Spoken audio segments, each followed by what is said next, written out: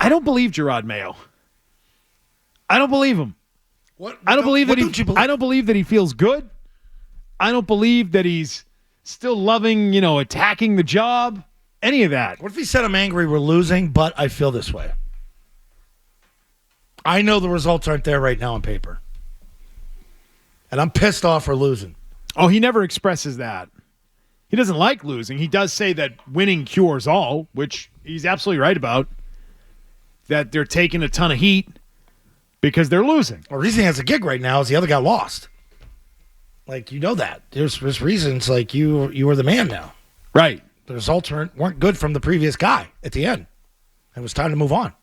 And so with a new guy in charge of the roster and a new head coach, there's the potential that their record gets worse, which is not the way you usually draw it up. You're supposed to get marginally better. Yeah. Even if it's one win better, you're better. And you say, all right, we bottomed out last year. We're moving in the right direction. He continues to talk about being in the clouds and needing to get above the clouds and all of that. So I've already told you I don't think Jerod Mayo will be the head coach beyond next season. I don't believe that's your prediction. I don't think he's going to make it. I don't think Elliot Wolf is going to make it. Okay. There's nothing they've done so far in these jobs that gives me any faith to say, you know what? They're going to turn around and be pretty good. I think there are signs. I think there are glimmers of hope with these two individuals that they are the right guys. They just need time to build it, which he talks about in this interview, that they're building it, and he's thankful to ownership for allowing him and Elliott to build it within their vision. I do agree that they need to be attached to each other. Like, you think they're both coming back into this offseason, right? I'm not sure of that. Okay. Well, I believe they are. You think they're a package? I think they're a package, yes. I think you have to have one guy tied to the other. Because you remove one guy and then you take away the vision of the other, and you're not seeing things the right way. And maybe the one guy doesn't like your coordinator, but that screws up the quarterback. Like, you could set a lot of things in motion by turning the apple cart upside down. You can't. This is a really, really bad year for them to not have more wins. They had more winnable games than you thought. Like, when we sat here preseason, tough start. Look at those first four. Were they? Those first four games were not a tough start. You had a chance to be 2-2 coming out of those first four. You could have been 3-1. You got your ass kicked by the Jets on that Thursday night. That's about it. You're in every other game, one possession. You won the first one on the road. You had a chance to come out of the gate, maybe be even 4-2. As we sit here and look back, that schedule wasn't as hard as we thought it was coming in. As we sit here and look at next year's schedule and say it's going to be You can't look at a schedule that far in advance. It changes week to week. I know that. You just can't. But we could sit here and look at the past.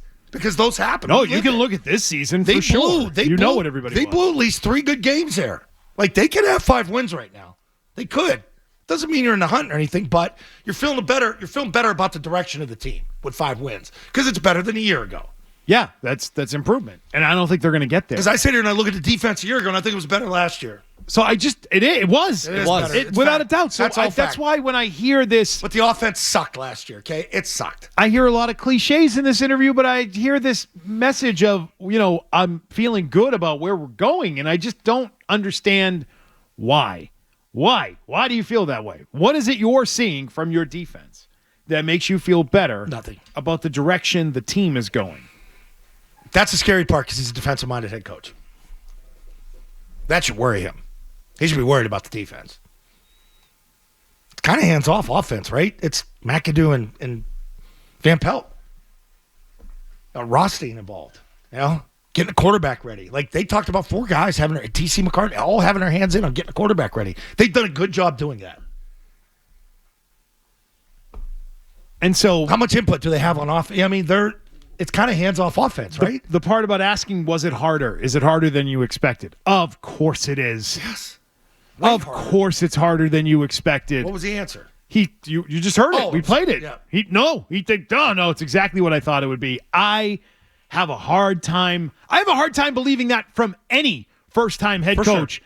Even ones that are successful and are great out of the gate. I have a hard time believing that anybody who becomes a head coach doesn't find it to be harder than what maybe they expected it to be. What aspects do you think he's surprised by in terms of this job so far? How much work is involved, how much Bill did, how many different roles he fulfilled, how much time it takes to be a head coach, how many hours during the season it takes to do the job and do it well, and really how much you have to manage a lot of people. That, to me, I bet is the biggest shock. You've got a roster of 53.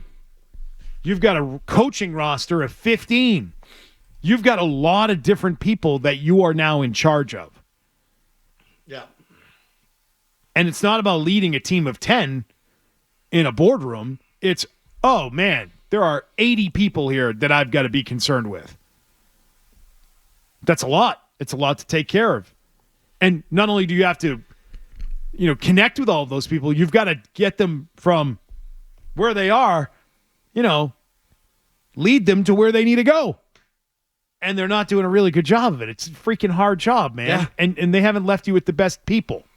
They gave you a subpar roster to do it with. So, yeah, I would hope that it's a little harder than expected.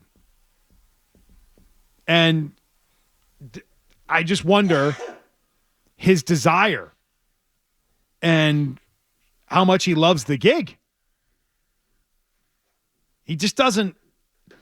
For the first time in a while, this Tommy Kahn interview, he kind of smiles and has a few laughs in there. But the smiles and laughs have evaporated from Jerod Mayo. Do you remember the press conferences in August and how they've changed from then to now?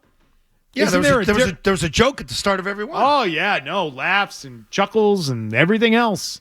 Thunder.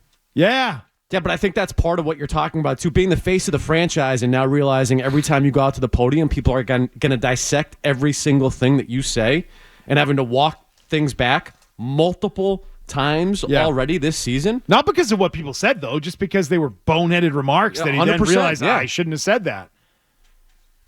So I wonder his desire to stay in this job long term, to do it long term. Is he happy doing this job? Would he be happier being a defensive coordinator first before he got to being a head coach? That probably would have been helpful to make that stop along the way. And so when I think his time as Patriots head coach comes to an end, I think he's going to walk away from coaching and never come back.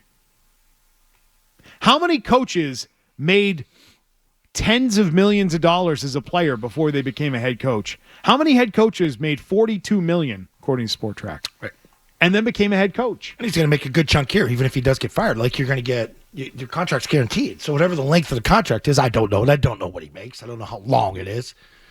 You have to pay it. I am kind of with you on that. Because I don't know if coaching's in the blood. Like I said, he did some TV with Tom, when he was done. And he was fine working in the business world. Bill talked him into coaching. I don't think you sit there and say, man, I want to coach. Like Brian Belichick, he's been around. He's done every little backdoor thing, charted everything, broke down this film, worked his way up to become a positional coach. We know the history with Steve and how he got there. You know the Shanahans and how it's sort of you're around Dad from day one. And you're watching film and you're 8 years old, 12 years old. You want to become a coach. You want to do what your dad did. You start at a very young age, getting into it. Maybe you're not a good enough player, so you want to stay around the game, so you become a coach. He was a really good player with Gerard. So, you didn't have to plan for that post-playing days. And then he was just so smart, graduating from the business school at Tennessee and, gravitated towards people here. And, the people at Optum, Putnam, he worked with them. Coaching wasn't a thought to him. And then, Bill's like, come on, coach, you'd be good at this. And now, son, he's head coach of the National Football League. Now, that could get you going, too. That could get your juices flowing if you're good, if you could get guys to respond to you. I don't, say he could potentially get fired at some point in the next 2 or 3 years. He's going to go somewhere else and be a DC and work his way back up. That's